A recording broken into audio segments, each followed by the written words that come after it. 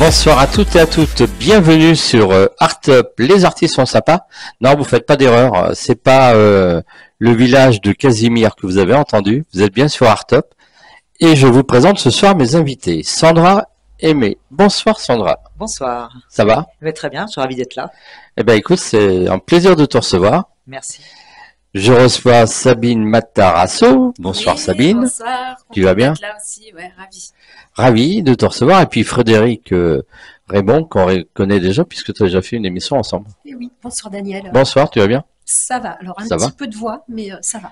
Ouais, t'as attrapé un peu la crève. Hein. Un petit peu. Un petit peu. Bon, alors si on est là ce soir, c'est que on a Sabine qui organise Nostalgiquement Vôtre Oui, à partir de vendredi 13 décembre. ça porte Voilà. bonheur, Ça porte bonheur. il paraît. Voilà. Alors comment tu t'organises justement pour faire une exposition comme ça? Il y aura combien d'artistes qui vont exposer leur tableau? Alors, j'ai pris à peu près 2 mois d'organisation. J'ai 50 artistes, donc ça a grossi. Initialement, on devait être à peu près une trentaine. Et puis, le thème a tellement plu qu'on est monté à 50. Mais là, je m'arrête. Hein. Donc il y a 50 artistes. 50 artistes. Ça va se passer au Blanc Manteau, Blanc Manteau, dans le Marais. dans le Marais, en plein cœur du Marais. 2 mois de travail. Ouais, 2 mois de travail jour et nuit. Hein. Jour et nuit, comment tu fais pour recruter tes artistes? Alors, la plupart, je les connais. Je les connais déjà parce que j'étais déjà en galerie, donc il y en a beaucoup que je suis depuis très longtemps. Après, il y a des rencontres sur les réseaux. Je me balade aussi beaucoup sur Artsper. Je fais un peu mon marché sur Artsper, je regarde ce qui me plaît. Je contacte les artistes et je leur propose une expo, je leur propose de participer et ils nous rejoignent assez facilement. Bon, il faut savoir que toi, tu habites à Nogent. Exact. Et justement, les studios sont à Nogent. Quelle Voilà. chance, ouais. Voilà. Et tu as organisé il y a quelque temps également une exposition à Nogent. Tout à fait. Alors, il y a pile poil 1 an. Il y a pile poil un an. Pile poil 1 an, c'était chez Lighthouse, les cours d'anglais. Et oui, donc c'est un bel anniversaire hommage. Les collections, ça va être Nostalgiquement Vôtre. Oui, C'est ça? oui. Alors, pourquoi avoir pris Nostalgiquement Vôtre? Alors, 2 raisons. La première, c'est que j'avais fait Animalement Vôtre juste avant. Et c'est vrai que je voulais rester un petit peu dans cette idée de déclinement quelque chose en autre. Donc, je cherchais. Et puis, je me suis dit, tiens, Noël, c'est vrai que c'est quand même une certaine nostalgie. Et je suis partie sur Nostalgiquement Vôtre. Voilà, assez simplement. Et ne sachant pas du tout où j'allais. Et c'est pour ça que cette expo a pris autant d'ampleur, en fait. Il y a 3 volets, mais ça, je t'expliquerai comment je vois les choses. D'accord. Alors, il y a Sandra qui est avec nous. Oui. Alors, Sandra, toi, tu fais quoi? Alors, Pour les gens qui ne te connaissent pas. moi, je fais du collage. Donc, j'ai commencé en 2001 une traversée avec plein de motifs. Mais déjà, finalement, toujours tournés vers l'époque, le temps d'avant. Finalement, hein, les années 80, 70, moi aussi, je suis assez nostalgique naturellement. Et ça me vient de l'histoire familiale, des grands-parents qui étaient très tournés vers les émissions de Mariti Carpentier. Donc, j'ai vraiment été sensible à ça. On a vraiment grandi dans une époque de l'âge d'or de la télévision. Je crois que c'est Jacqueline Joubert, en fait, les programmes. Et c'était vraiment extrêmement un Eldorado de la télévision. Et ça m'a toujours imprégné. Donc avec Sabine, avec qui bien sûr on a vécu la même enfance, les mêmes rythmes, j'ai trouvé très intéressant de rebondir et Casimir évidemment a été très marquant, même encore plus pour moi parce que je suis né en 73 et je crois qu'il a débarqué à peu près dans ces années 74. En 74. et moi je suis né en 73.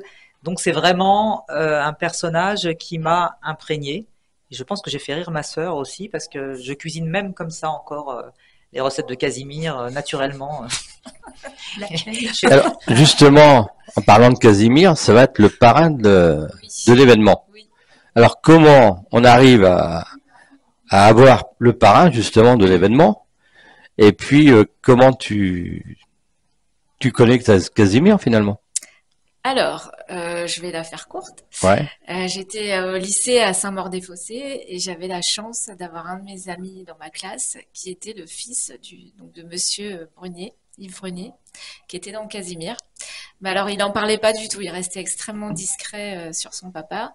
Et un jour, je l'ai entendu, je sais plus, dans la cour, j'ai entendu un bruit de couloir. Et puis, voilà, j'avais retenu l'info sans plus. Et un jour, je l'avais questionné. Il m'a dit, tu sais, moi, je veux pas qu'on me fréquente par intérêt, choses comme ça. Et puis, c'était resté un sujet assez sensible et puis délicat. Donc, j'en parlais pas du tout. Et puis, à l'occasion, il m'en avait plusieurs fois parlé de son papa. Et c'est vrai que quand j'ai voulu monter l'expo, je me suis dit, mais j'adorerais avoir Casimir comme parrain. Alors que je suis une grande rêveuse, j'ai rêvé à haute voix. Et puis, je me suis dit, après tout, si je demande pas, ben, j'aurai pas de réponse. Donc, j'ai cherché à joindre donc ce charmant copain d'enfance. Et il m'a dit, alors au tout début, il était un peu gêné. Il m'a dit, tu sais, c'est pas si simple. Casimir vient d'avoir 50 ans, au mois de septembre. Mais pour toi, je peux pas te le refuser. Voilà. Donc, une très belle histoire pour moi. C'est très touchant, une belle preuve d'amitié. Et donc, voilà, j'ai eu la chance de pouvoir compter sur Casimir pour cette expo. Bon, on va avoir la chance de l'avoir tout à l'heure au téléphone. Oui, Mais on aura la chance de le voir le vendredi en vrai oui, sur l'exposition, tout à fait. hein, sur le vernissage.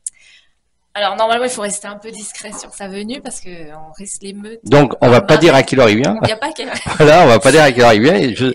Il sera là. Il va venir, oui, il m'a promis de venir. Il va nous faire.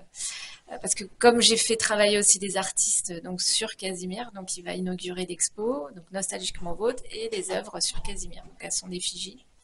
Donc j'en suis extrêmement touchée. Je suis très émue d'avoir des œuvres de Casimir justement. Et donc, il a tout de suite accepté. C'est bien ça.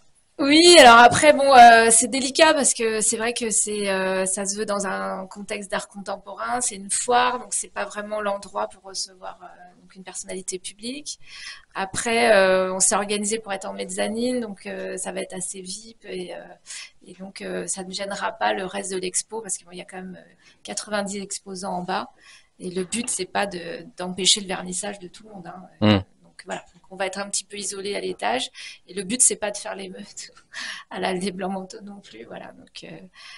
Donc c'est une chance inouïe de la voir, mais il vient un petit peu de manière privative, voilà, pour inaugurer le salon. D'accord. Enfin, l'expo, voilà.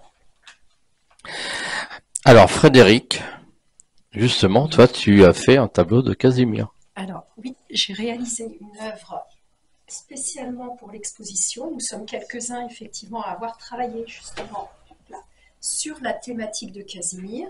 Voilà. Donc, là. Hop, on va mettre ça comme ça. On va le voir à la caméra. Voilà. Voilà. Et donc, en fait, ici, l'idée, c'est d'avoir bien sûr du Casimir, puisque c'est notre parrain, mais aussi de rappeler ce qui a marqué notre enfance. Donc, j'ai été chercher des livres, des disques, des objets des années 70, des années 80.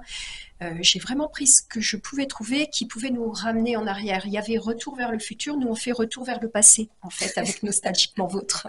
C'est ça, hein, les filles? C'est ça. Voilà. Et donc, ici, c'est vrai qu'on retrouve notre enfance, que ce soit avec Chantal Goya, on ne peut pas ne pas en parler, le journal de Mickey, Pif, Spirou, on a Dorothée, la Barbie, le bisounours. petit bisounours qui tourne le doigt à Casimir parce qu'il n'est pas tellement content, hein, c'est le grognon là, donc voilà. Avec, ouais, c'est ça. Voilà, il y a une petite mise en scène et c'est vrai qu'avoir travaillé sur cette exposition, moi, m'a sorti de ma zone de confort parce que ce n'est pas ce que je fais habituellement. Ce n'est pas une œuvre fusion classique. Voilà, j'ai rejoint un petit peu le pop art dans la décoration, l'habillage des œuvres, mais c'est vraiment un travail de recherche aussi sociologique, en fait. Absolument. Voilà. Sabine, t'aimes bien remonter dans le temps, toi? Oui, bah je vais finir par croire que c'est moi la plus nostalgique, en fait, Ah ouais? pour monter cette expo.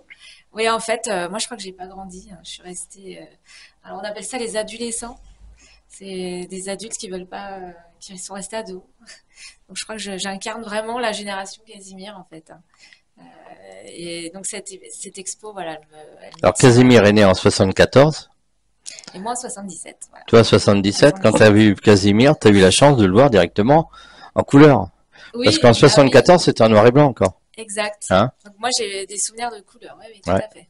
Bah, Sandra aussi, après. Ouais. Oui, parce que étant né en 73, c'est sûr que le temps d'arriver un peu à la conscience, je regarde les programmes en 77 à peu près, Ouais, 76, pas avant, ouais, non, moi, pas avant. Ouais. Donc, je l'ai vu en couleur. Et ouais, mais quand c'est sorti, c'est vrai que c'était du noir et blanc. Et les enfants de l'époque, ils ont découvert Casimir qu'il était orange finalement. Et un beau orange en plus. un beau orange, voilà. Bon, alors on va appeler Casimir. On va l'avoir en direct au téléphone. Et puis, nous, bah voilà, vas-y. Alors, Je- ouais, ouais. J'attends J'ai la chance d'avoir son numéro. Voilà. personnel. Casimir en direct sur Artop.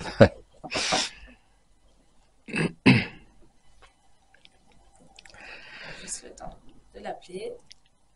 Donc, comment je fais? Alors par contre, il faut bien mettre le téléphone devant le micro. Comme ça? Voilà. Et puis le mettre peut-être le mettre en, comment dire, Haut-parleur. en haut-parleur. Voilà. Pour qu'on puisse entendre.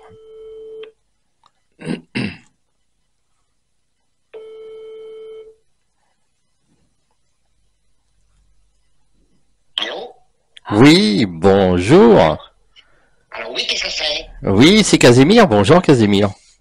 Oui, bonjour, c'est moi, vous allez bien? Ah ben super. On est sur Artop.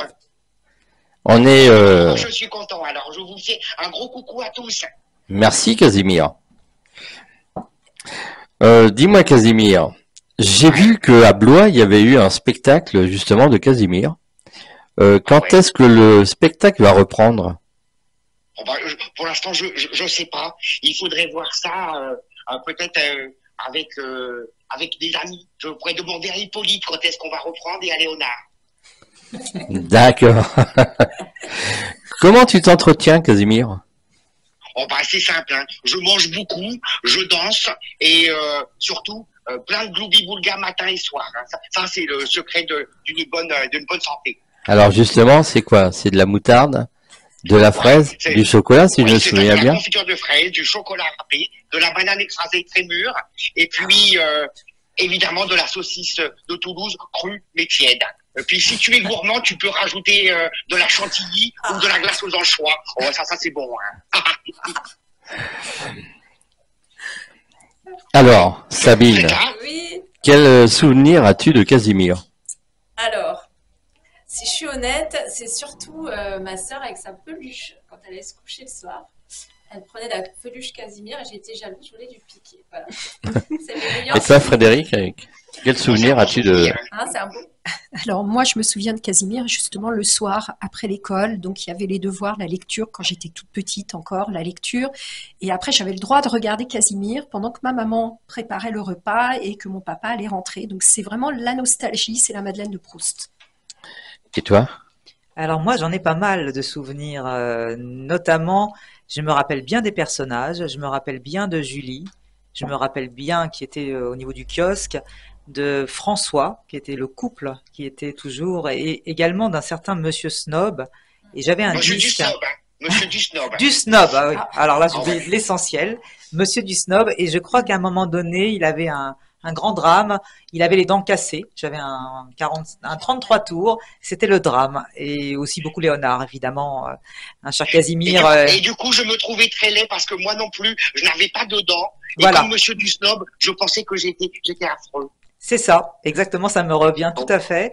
Et Ah, alors, oui, c'est évidemment, ça. c'est des grands souvenirs, ça. Et puis alors Léonard, hein, les grandes discussions avec Léonard, c'est voilà une sorte de personnage qui sortait de sa malle. Et je pense que tu avais de belles discussions avec Léonard. Avec Léonard, oui, mais c'était un fripon. Hein. Il faisait beaucoup de bêtises. Oui, beaucoup. Il sortait de sa malle et il était assez surprenant. On l'attendait pas. Hein. Bon, Casimir, on a fêté tes 50 ans il y a quelques temps, au mois de septembre. Oh, ouais. Casimir de 50 60... bougies. Hein. Ouais, 50 bougies. Casimir de 74 à 2024, est-ce que tu as changé? Oh, bah non, pourquoi je changerais? Non, t'es toujours pareil? Non, oh non, non, je suis toujours pareil. Je suis toujours orange. Et Oui, je suis toujours aussi beau et dynamique. très bien. Quel talent, ce Casimir. Ouais, mais ça, je te l'ai dit, hein, mon secret, c'est Gloubi Boulga. Hein. Essayez, vous verrez. Hein. Vous ne prendrez pas Il une y en aura. Hein. Oh, bah, ouais, je pense. Moi, j'en ai tout le temps une petite gamelle avec moi. Dis-moi une petite question. Que penses-tu de la nouvelle version de l'île aux enfants qui a été retravaillée? Oh, bah, c'est chouette. Hein. Moi, plus on reprend mes chansons et ma musique, et ben, plus je suis heureux. Ah ouais? Ah, Ouais, c'est bon. Ouais. c'est bon. On a changé d'époque, on a également changé de siècle. Euh, quel, comment t'expliquer? Comment tu te sens dans ce nouveau siècle? Bon, bah, moi c'est toujours pareil. Hein. Sur l'île aux enfants, on est tous ensemble, on joue avec les ballons, on danse, on fait de la musique. Alors bon, moi j'ai pas trouvé que ça avait beaucoup changé. Hein. Bon, et l'île aux enfants se trouve où? C'est simple. Hein. Tu fermes les yeux, tu Oui, écoutes ton cœur. Voilà, tu prends un bateau parce que c'est loin. Tu navigues pendant 4-5 semaines. d'accord. Tu arrives sur mon île. Ouais. Oh, mais c'est simple, hein, c'est tout droit. C'est tout droit. Très bien. Ouais, c'est tout droit. Bon, les enfants de l'époque, en 74, ils t'ont vu en noir et blanc. Maintenant, ils t'ont découvert après, dans les années qui ont suivi, en couleur. Sabine, toi, tu as eu l'occasion de le voir directement en couleur. Oui, Tu oui, connais en pas vrai, le noir et blanc? Ah non, du tout. Non, non. J'ai vu En orange précisément. Hein. Oui, Orange, ouais. en orange. Non, non, j'ai pas de souvenir noir et blanc. Du tout. Bon, merci Casimir d'avoir répondu à nos questions sur Artop. Ah ben, je suis content et puis je vous fais tous un gros bisou et Ouais. puis je vous dis à vendredi. À vendredi. Et puis je vous dis Ouais. à vendredi, on va bien s'amuser, je pense. Hein. Ah, Hein, je pense Sabine aussi. Ah, je pense aussi. Ouais, il y a des surprises. Bon, Ouais, ça va être rigolo. Hein. Venez les amis. Et puis moi, je vais aller manger une petite glace aux anchois. C'est l'heure, hein, c'est l'heure de goûter. d'accord. Ah, bon goûter alors. À bientôt les amis. À bientôt, Casimir. Merci Casimir. Au Ouais, revoir. merci, des gros bisous. Au revoir. Merci, au revoir. Ah, quelle émotion. Bon, super. Quelles sont tes sources d'inspiration pour être dans le temps comme ça? La prochaine, ça va être quoi après? Alors après, c'est les femmes. Ouais. Ouais, parce que j'ai été élevée par des femmes, beaucoup de femmes. Tu t'inspires de quoi pour pour organiser De tes, ma vie, de ta vie? de ma vie que de moi. D'accord. C'est terrible, mais enfin, tout vient de moi en fait. Hein. Comme on est fait de multiples facettes, en fait, j'ai l'impression de parler de moi à travers de toutes mes expos. Et je cherche le fil conducteur entre chaque expo. Et en fait, comme là, je me suis rendu compte, j'avais pas mal de Wonder Woman en fait dans mes super-héros. Donc en fait, je me suis dit, mais la femme, c'est sûr, et c'est mon prochain sujet. Et je vais vraiment faire une ode à la femme. En plus, c'est le mois de mars, c'est le mois de la femme le 8 mars. Et puis moi, je suis du mois de mars. Hein, voilà, c'est le printemps, c'est un moment où la femme est très belle. Et voilà, pour moi, Donc c'est la prochaine exposition, ce sera ça sera sur les femmes. mars Même en 2025. 23, oui, pardon, 25. Oui, 25, Voilà, ouais. 25, là, je suis en 23. Oui. Et t'as déjà une idée où est-ce que ça va se passer? Ah bah au même endroit. Hein. Au même endroit? Moi, je change pas d'endroit. Ouais, ouais. Au Blanc-Manteau, dans le toujours 4e? pareil. Ouais, toujours pareil. 4 fois par an, avec Sébastien Bolland, Nathalie Lucet. Voilà, on est bien là-bas. Et Frédéric, donc, qui sera là également pour Nostalgiquement Vôtre. Tu as préparé combien de tableaux? Alors, en tout, j'en présenterai 18. 18. Donc, il y a celui-là qui est à part, dédié vraiment à Casimir. Ensuite, il y a des cadres qui sont en 40-40 parce que ça rappelle un petit peu le format d'un disque, d'un 33 tours. Et là, on remonte vraiment dans le temps par des thématiques. Donc, ça peut être les séries, les films, années 70, 80, américains, français. Voilà, il y a beaucoup de choses à voir, les dessins animés aussi. Bien sûr, parce que ça nous a tous marqués. Hein. Avant l'émission, on nous parlait de Goldorak, notamment. Voilà, ce sont des souvenirs qui ont ponctué, qui étaient en fait des rituels hein, dans notre semaine quand on était enfant. Complètement. Sabine, quels ont été les défis auxquels tu as été confrontée pour monter Oula, cette organisation? oula, Oula. oula. Beaucoup, beaucoup. Et encore aujourd'hui, en fait, je me rends compte que cette expo, elle est née de seconde en seconde, minute par minute et heure par heure. En fait, c'est terrible, mais c'était un peu le dernier que j'avais au téléphone qui me faisait un peu changer la directive. Et pour te dire, par exemple, par rapport aux célébrités qu'on a réussi à faire venir, je me disais, bah, si machin vient, je suis obligée de mettre un portrait d'eux. Donc en fait, ça ne faisait que bouger à chaque fois ce que j'avais prévu. Ce qui fait que ça a été, et c'est encore, parce que je ne peux pas parler au passé, c'est encore enfin, beaucoup de défis. Hein, défi d'être dans les temps, d'être prête de 13 à 15 heures. Ce qui est, voilà, ça, j'ai pas le choix. Et j'ai encore, pour tout te dire, des œuvres qu'on est encore en train de sélectionner. Donc, Comment ça se fait la sélection? C'est toi qui sélectionnes? alors, pour cette expo, oui.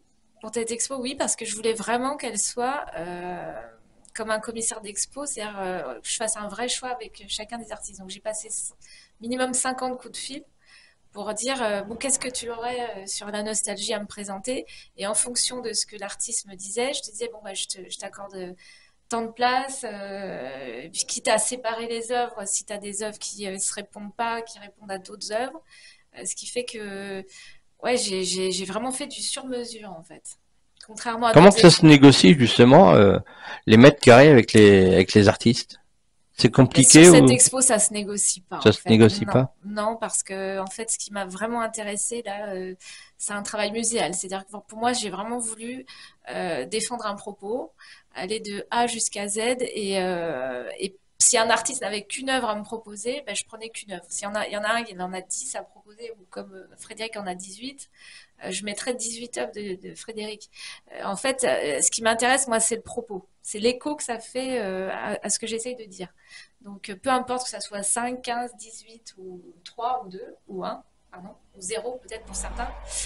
Parfois, certains, ils viennent juste se présenter sans œuvre, en fait. C'est eux l'œuvre, en fait. C'est-à-dire que, par exemple, j'ai Marie Dauphin qui chantait Bibi Phoque dans les années 80. Elle fait partie intégrante de mon expo, mais elle n'a pas d'œuvre exposée, en fait. C'est elle qui fait partie de l'expo, en fait, en venant, donc de par sa présence. Mais donc en fait c'est une expo qui est en 3D, qui est très interactive et qui m'intéresse beaucoup parce que j'invite pas que des plasticiens, j'invite aussi des gens qui ont en fait pour moi c'est des acteurs de cette période.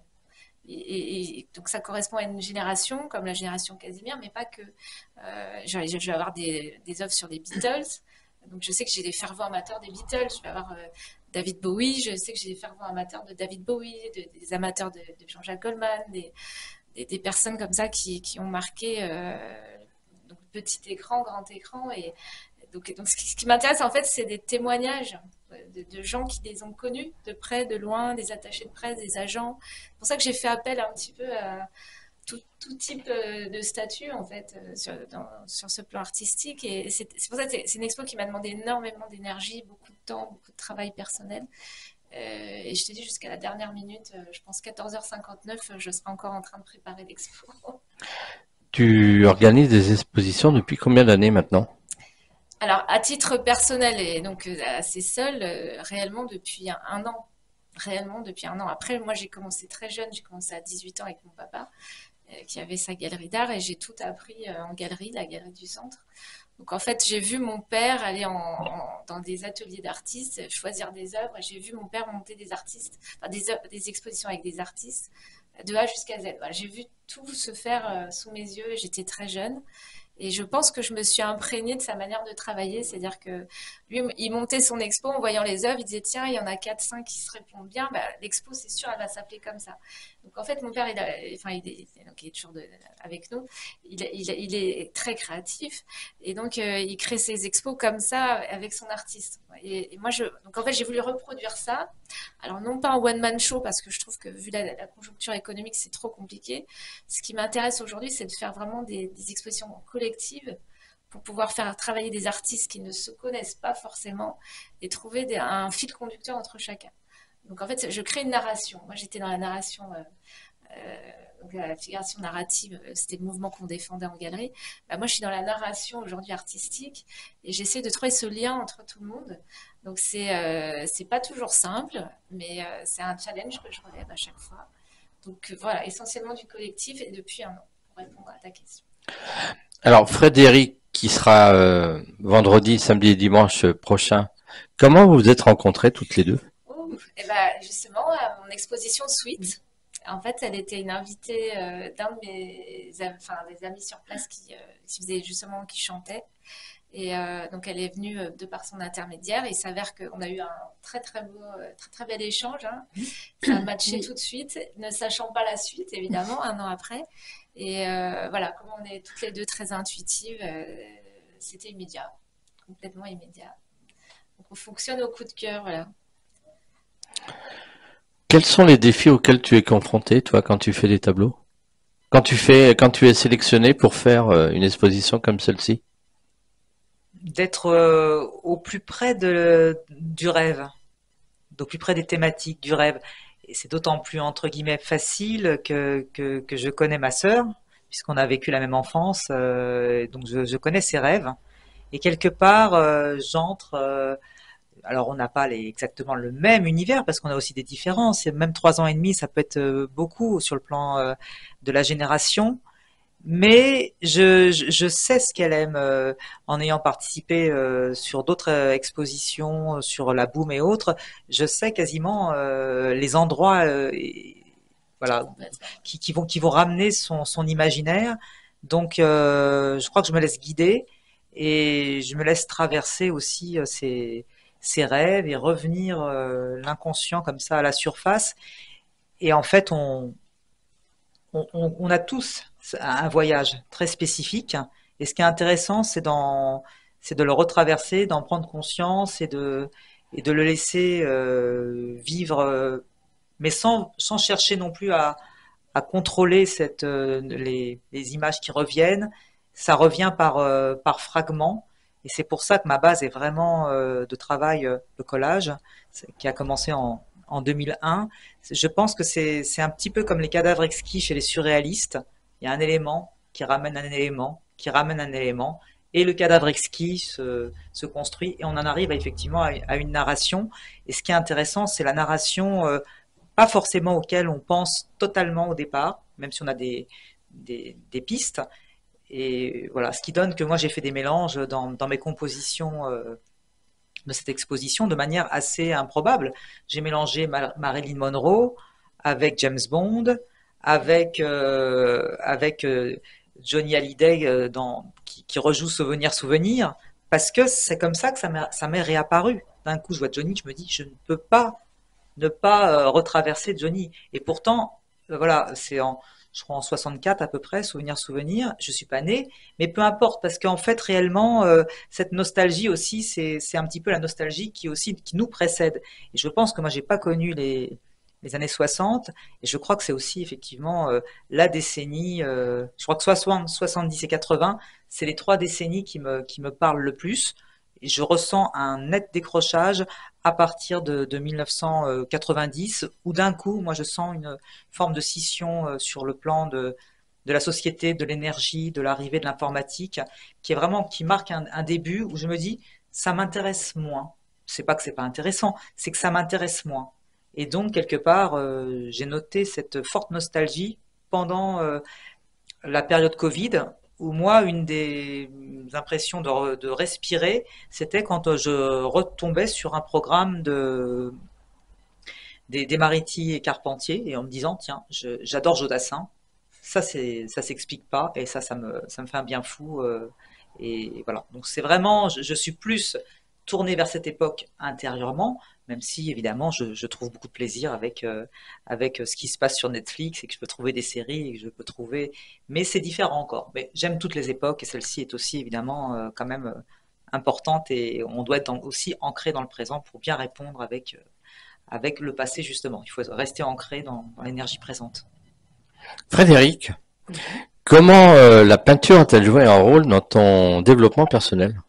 La peinture? Ouais, enfin, ce que tu fais, plutôt les collages de tableaux. Alors, dans mon développement personnel, je dirais que ça m'apporte une bulle d'oxygène. C'est-à-dire que quand je travaille sur une œuvre, ordinairement, je me concentre dessus, donc je fais abstraction de tout ce qui est autour. Voilà, quelque part, c'est de l'art-thérapie en même temps, hein, quand on est artiste. Je pense que oui, voilà. on se libère de plein de choses finalement. C'est ça. Et comme disait Sandra, on va vers ses rêves, on va vers vraiment, on puise en nous finalement, et on essaye de mettre une part de nous dans ce que l'on produit. C'est nous qu'on livre en même temps, hein, donc c'est pour ça que c'est très compliqué quand on expose dans les premiers temps, mais même encore maintenant, hein. Enfin, je sais pas pour toi, mais moi, quand j'accroche, j'ai toujours le petit truc, le petit pincement, l'adrénaline qui me dit « Allez, comment est-ce que ça va être perçu ?» Voilà, parce qu'on se livre. Donc, ce n'est pas forcément simple d'avoir le regard des autres. Alors moi, ce qui m'aide par rapport à toi, si je puis me Oui, permettre, c'est que peut-être dans cette thématique aussi, principalement, c'est qu'il y a en même temps le soutien d'un inconscient, j'allais dire collectif. collectif. Oui, Donc en fait, c'est vrai il y a la proposition de l'univers personnel, parce qu'on a tous traversé des choses c'est ça. différentes, on a pioché Il y a dans une des part de nous, éléments. voilà, dans les choix, comme je disais tout à l'heure, je ne me voyais pas ne pas mettre Chantal Goya Ouais.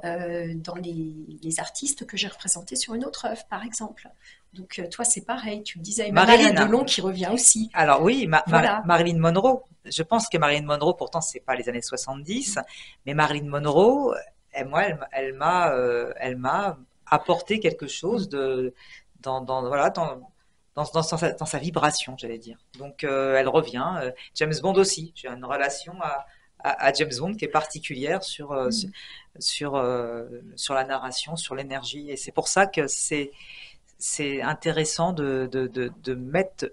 Enfin, il y en a une notamment où j'ai parlé de retour vers le futur et ces retours vers. J'ai pas mis le futur exprès ou pas mis le passé parce que ce retour vers, c'est aussi cette relation à l'ancrage du temps présent et dire que c'est une nostalgie tout de même très heureuse.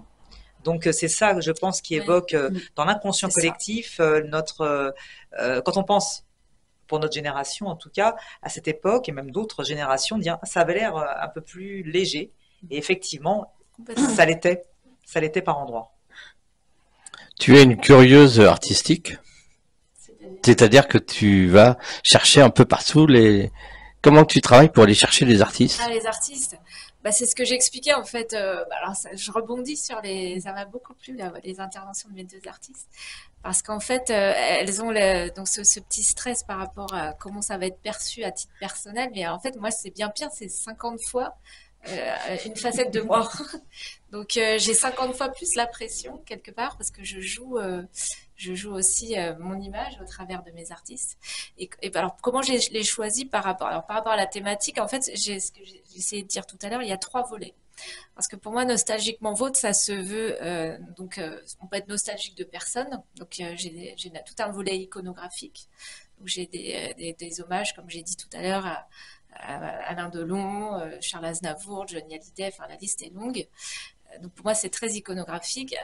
Un deuxième volet beaucoup plus pop, donc où sera Sandra justement et Frédéric avec des personnages fictifs comme Casimir, des personnages de dessins animés donc qui ont bercé notre petite enfance. Et un troisième volet qui est nostalgie par rapport à un instant fugace, parce que pour moi la nostalgie c'est aussi, alors je suis une grande nostalgique de l'été, des vacances, et pour moi les photos de Patrick Braoudé sont empreintes de tellement de nostalgie en fait. Quand on voit les photos, déjà c'est intemporel, ça peut être n'importe quel été. On voit des couples qui s'embrassent, qui s'enlacent, des familles qui sont réunies. Et je me dis, c'est vraiment le temps qui passe en fait. C'est des instants T, c'est des photos, c'est quelque chose qui n'existera plus. Et pour moi, la nostalgie passe aussi par des paysages, des moments volés. Et donc ça peut être aussi bien, voilà, donc un objet qui n'existe plus, hein, le téléphone filaire qui n'existe plus, qu'une personne qui a incarné donc une génération de gens en chanson, ou comme voilà, un personnage de dessin animé, et quand on le voit, on a la chanson qui se déclenche dans la tête. Tu parles de Patrick, c'est lui qui a réalisé quelques films et qui est également acteur de cinéma. Exactement, voilà. Qui sera encore avec nous parce que j'essaie de le mettre sur toutes mes expos. Ah, il sera là, bien il sûr. sera là, Oui, d'accord. Oui, des photos de Patrick, oui, tout à fait. Mais comme je distingue trois espaces pour Nostalgiquement Vôtre, donc il sera dans l'espace avec Annemiek Kampener aussi, qui vient de Belgique exprès, qui nous fait aussi en peinture, hein, des enfants sur la plage. Donc j'avais vraiment envie de cette couleur vacances, moment qui marque vraiment une période de l'année qui dure pas très longtemps et dont on a tous besoin. Les vacances. Tout à fait. Ouais. Bon, ça se passe donc samedi, dimanche Et vendredi. et vendredi. Vendredi, samedi, dimanche au Blanc Manteau. Exact. C'est dans le 4e. 48 rue Vieille du Temple. Voilà, 48 rue Vieille du Temple. Métro Hôtel de Ville. Voilà. Je crois Saint-Paul aussi, RER A. Enfin, il y a trois parkings autour. Donc, pas d'excuses hein, pour venir, même si c'est dur de se garer. En transport, voilà, c'est assez central. Nous, on est ouvert au public dès 15h. Donc le vernissage, c'est essentiellement entre 18h et 21h, mais c'est ouvert au public dès 15h. Voilà. Donc on doit être prêt à 14h59. Voilà, vendredi, samedi, dimanche, au Blanc-Manteau, dans le Marais, au 48 rue Vieille du Temple. Exactement. Voilà. Bon, eh ben merci d'être passé sur Artop. Merci Daniel, merci beaucoup. Merci, Artop. merci à Casimir de nous avoir accordé ce petit Merci interview. à Casimir aussi. Ouais. Voici, Merci voilà. Casimir, ouais. Merci beaucoup Sandra, merci Frédéric, Merci Daniel. merci, Merci à toi. Sabine. Et puis nous, on se dit à samedi prochain, même endroit, même heure, sur Artop. Bye bye, salut.